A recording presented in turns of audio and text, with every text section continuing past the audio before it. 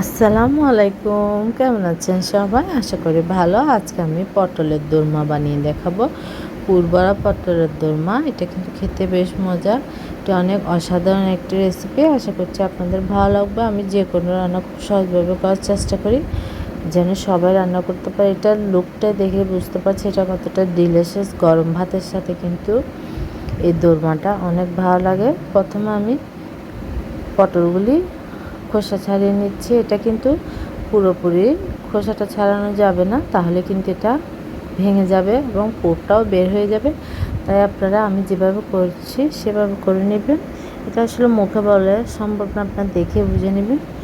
এভাবে করে ঘষে ঘষে জাস্ট উপরের হালকা আবরণটি ফেলে দিলে হবে, সবুজ যে আবরণটি আছে। এভাবে করে আমি সবগুলি করে নিব। তারপর যে একটি সামনের দিকে ওটা একটু বড় করে কাটতে হবে, কারণ এটা পরে আমি টুথপিক দিয়ে পুরটা ভিতরে ঢুকিয়ে ভরবো, যার জন্য। তারপর ভিতরের যে অংশগুলি আছে সবগুলি আমি বের করে নিব, কারণ এগুলো আমার কাজে লাগবে। এগুলো আমি চিকেনের সাথে কিন্তু ব্লেন্ডার করব পুরের জন্য। এগুলো সব কিন্তু নিয়ে নিতে হবে, পাকা হলে হবে না, তাহলে টেস্টটা কিন্তু ভালো আসে না। আপনারা চেষ্টা করবেন ফ্রেশ পটল নেওয়ার জন্য, যে পাকা একটু পেকে যায় ওরকম পটল না নেওয়া অ্যাভয়েড করবেন, কারণ এগুলো একটু স্মেল হয় পাকা একটি, যার জন্য আপনার সবুজ একদম ফ্রেশ পটল নেবেন, তাহলে কিন্তু এর টেস্টটা অনেক ভালো আসে। দেখেন মাঝখানের সব অংশ নিয়ে নিয়েছি। তারপর 1 কাপ পরিমাণ চিকেন নিয়েছি। আমি একদম সলিড চিকেনের পিসগুলো নিয়ে নিয়েছি ভালো করে ক্লিন করে। এবার আমি পটলের মাঝখানের অংশগুলো সব দিয়ে ব্লেন্ডার করে নিয়েছি। এবার আমি পুরটি রান্না করে নেব। চুলায় আমি প্যান দিয়ে পরিমাণ মতো তেল দিয়ে দিয়েছি। এটা কিন্তু বেশি তেল দেওয়া যাবে না, তাহলে কিন্তু চুপসে যাবে যখন আমি পুরটি ঢুকাবো। তাই অল্প পরিমাণ তেল দিয়ে পুরটি রান্না করে নেব। আমি একটি এলাচ, ছোটো একটু দারচিনি, আদা বাটা, রসুন বাটা 1 চা চামচ, দুটা পেঁয়াজ কুচি দিয়েছি, আধা কাপ পরিমাণ, আধা চা চামচ হলুদ গুঁড়া, আধা চা চামচ মরিচ গুঁড়া।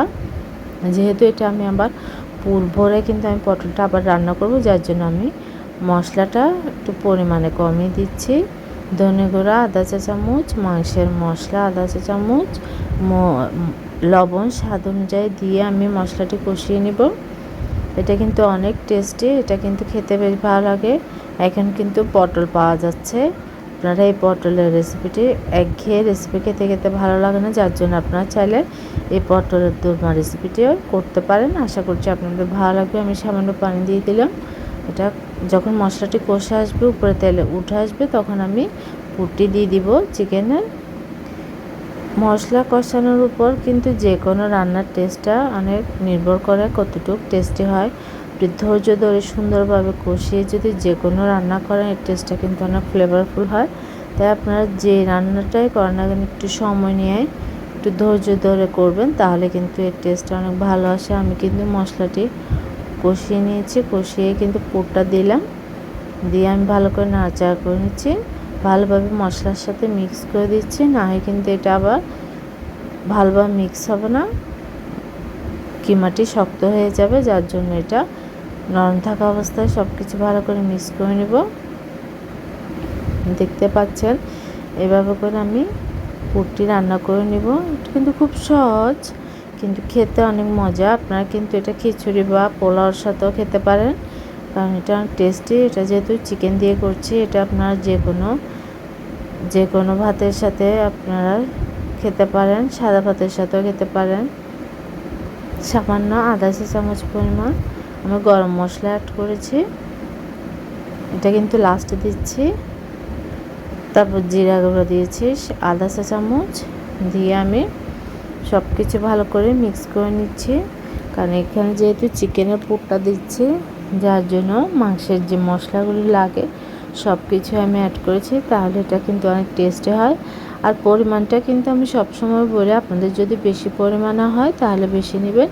এখানে আমি বড় একটি টমেটো, 4টি কাঠবাদাম, 2টি কাঁচামরিচ ব্লেন্ডার করে নিচ্ছি। এটা আমি যে গ্রেভিটি রান্না করব সেটার জন্যই ব্লেন্ডারটা করে নিচ্ছি, এটা অবশ্যই দিবেন। ওটা আমার ব্লেন্ডার করা শেষ। এখন আমি পটলগুলি হালকা একটু ভেজে নিব, কারণ খোসাটি যেহেতু শক্ত, যার জন্য একটু হালকা ফ্রাই করে নেব। এটা কিন্তু বেশি ফ্রাই করা যাবে না, তাহলে কিন্তু এটা আবার বেশি নরম হয়ে যাবে, ভেঙে যাবে আর কুচকিয়ে যাবে। একটু সময় নিয়ে হালকা হালকা করে কিন্তু ফ্রাই করে নেবেন।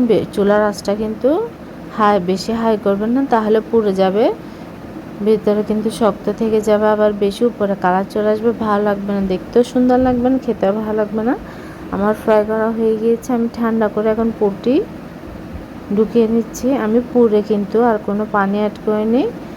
ওই পানির মধ্যে চিকেন থেকে অনেকটা পরিমাণ পানি উঠে এসেছে। পানি যদি উঠে না আসে, আপনারা সামান্য একটু পানি অ্যাড করতে পারেন, কোনো সমস্যা নেই, কিন্তু বেশি পানি অ্যাড করবেন না, তাহলে কিন্তু আপনার কিমার টেস্টটা নষ্ট হয়ে যাবে। এভাবে করে আমি সবটুকু পুর ভালোভাবে ঢুকিয়ে নিব। বেশি ঠেসে ঠেসে ঢুকাবেন না, তাহলে কিন্তু এটা ভেঙে যাবে। জাস্ট যতটুকু আপনার প্রয়োজন মনে হবে, আর না ঢুকলেই চলবে, দেখতে পাচ্ছে সেভাবেই করে নিচ্ছে। আমি এভাবে করে সবগুলি পটল পুর ভরে নিব। দেখুন কতটা, আমি কিন্তু ওই ঢাকনাটি দিয়ে টুথপিক দিয়ে লাগিয়ে দিব। আর আপনাদের যদি টুথপিক দিয়ে লাগাতে সমস্যা হয়, হাতের কাছে না থাকে, তাহলে কিন্তু আপনারা এমনি নর্মাল সারা দিয়েও কিন্তু করতে পারেন, কোনো সমস্যা নেই। এইভাবে করে দেখতে পেয়েছেন, এটা কিন্তু মুখে বলে বোঝানো যাবে না, আপনারা একটু খেয়াল করলে বুঝতে পারবেন। এভাবে আমি সবগুলো পুর ভরে নিয়েছি। এখন আমি গ্রেভিটি রান্না করছি। এখানে আমি আধা চা চামচ পরিমাণ গোটা জিরা ফোড়নে দিয়েছি।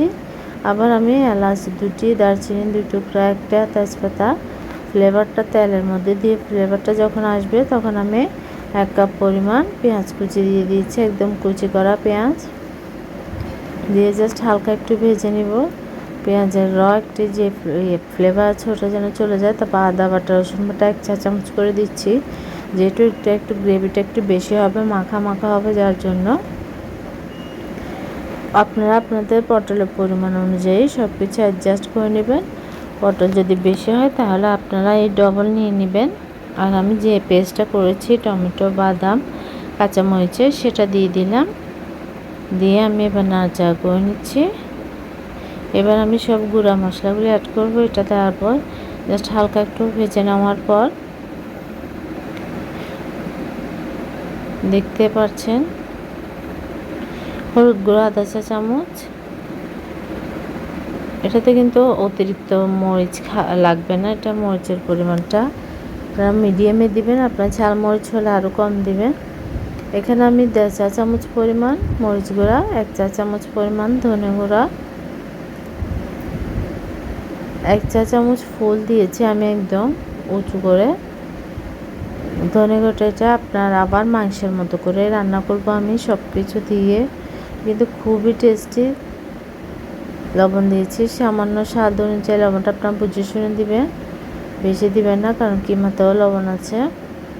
দিয়ে আমি ভালো করে মশলাটি কষিয়ে নিব। সামান্য পানি দিয়ে দিলাম, যে পেস্টটা করেছিলাম সেখান থেকে পানিটা দিয়ে দিলাম। আমার মশলাটাও কষানো হয়ে গেছে, তেলটা উপরে উঠে এসেছে।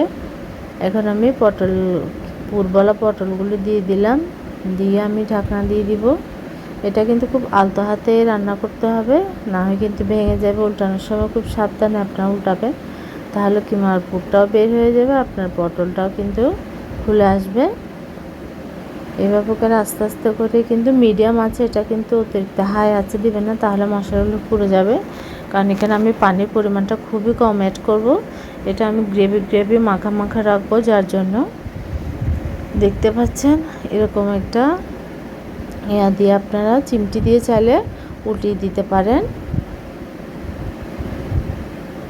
আপনাদের সুবিধা মতো আপনারা হাতের কাছে যেটাই থাকে সেটাই দিয়ে খুব সাবধানে উল্টিয়ে নেবেন। উল্টিয়ে পাল্টিয়ে দুপাশ নিয়ে সময় নিয়ে কিন্তু এটা রান্না করে নেবেন। এটা রান্না করতে আমার 20 মিনিট মতো লেগেছে, 20 থেকে 25 মিনিট, কারণ এটা যেহেতু পটলটা পুরোপুরি সিদ্ধ হয়নি, যার জন্য এটা একটু সময় নিয়ে রান্না করেছি। এভাবে করে আমি পটলের দোরমাটি রান্না করে নেব।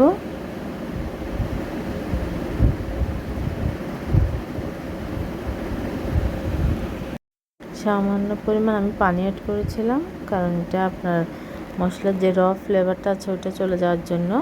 তারপর আমি যখন কষানো হয়ে গিয়েছে তখন আমি গরম মশলা অ্যাড করেছিলাম, আধা চা চামচ পরিমাণ কাঁচামরিচ, ঝালের স্বাদ অনুযায়ী 2-3টি দিয়ে এবার আমি মিডিয়াম আঁচে রেখে আমি এটা রান্না করে নিচ্ছি মাখা মাখা করে। এবার আমি পরিবেশনের জন্য নিয়ে নিচ্ছি। আশা করছি আপনাদের ভালো লাগবে। দেখুন কতটা সুন্দর হয়েছে, এটা কিন্তু খেতে বেশ মজা।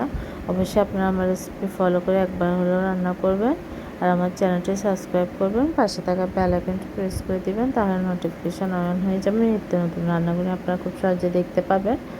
দেখুন যে কতটা সুন্দর হয়েছে এবং পারফেক্ট হয়েছে, খেতে বেশ মজা হয়েছে। ভুল ত্রুটি সরি। আল্লাহ হাফেজ। আসসালামু আলাইকুম।